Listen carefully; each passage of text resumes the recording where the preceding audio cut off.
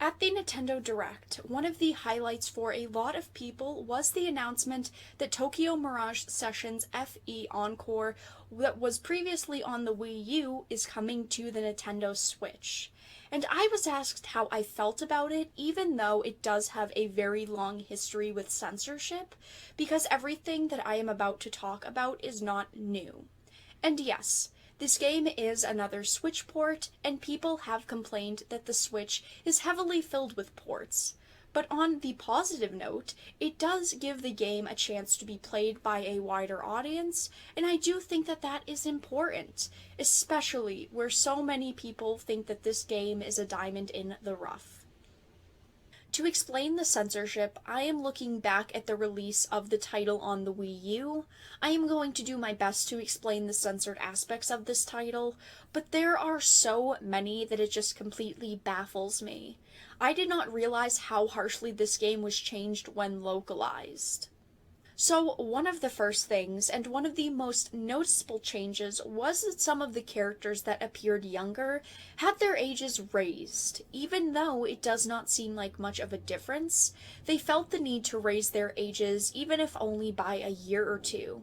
And because of this, Nintendo actually brought back the original cast and had them re-record over 300 lines for the game, which to me seems extensive. But of course, during this process, they also changed the script of some of the parts so that they were less suggestive. During combat, of course, there are moments where the female characters are doing specific actions where they are flipping around and doing very acrobatic combat, and in the Japanese version, you would be able to see some panty shots, which in the localized version, the area is blacked out, so you do not see anything too revealing. And even a whole release of DLC was taken out of the localized version, which gave your characters things like bikinis and bathing suits, which obviously were very revealing, but also gave you special cutscenes you could unlock and watch. There were instances of characters receiving outfit changes, such as Kiria's outfits, where her original outfit in the trailers showed her wearing bottoms that were basically just panties, as you can see, and that was later changed to full-length pants, which they never explained why this change happened, but it did happen for all of the versions of the game outside of Japan.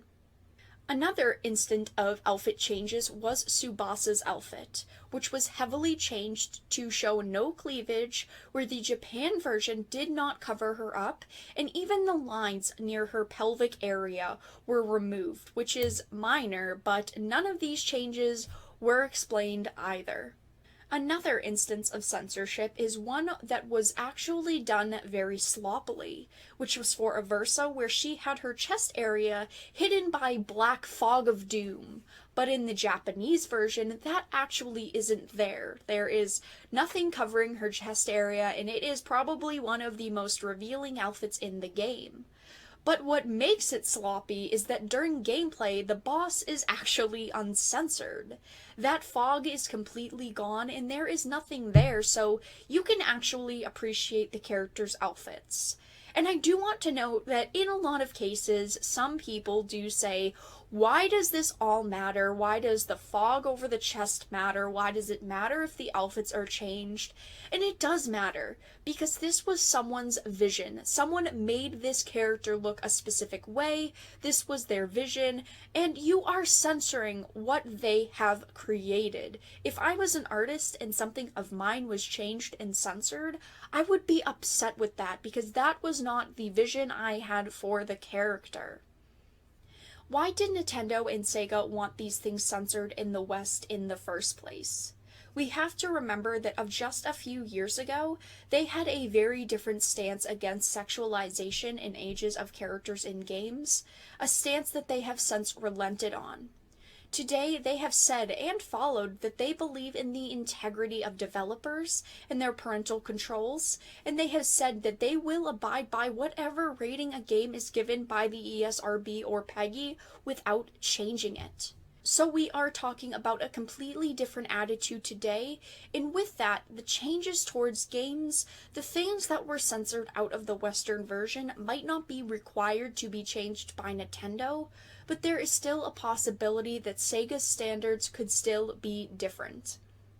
What most likely is the case here is that Sega just wanted to do a direct port similar to, in many respects, what Square Enix did to Final Fantasy VIII, or what Nintendo has done with their Wii U ports, doing very little to the title just to get it onto the market with the cheapest development cost possible.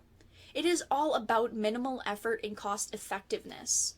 If you think about it, I understand to revert everything that was censored in the game would be creating something that is more than just a port, because they would have to go back and add things in, recall voice actors, and this might not be a possibility. But it is too bad because it is a missed opportunity to restore what the game was prior to the localization. There is also the possibility, by keeping it in its current form, that they are preemptively avoiding any controversy caused by outrage culture over the things that were censored in the first place. I believe that they should have taken this opportunity, even if it took longer to bring the game to us on the Nintendo Switch, as more than just to restore the game, but to make a statement.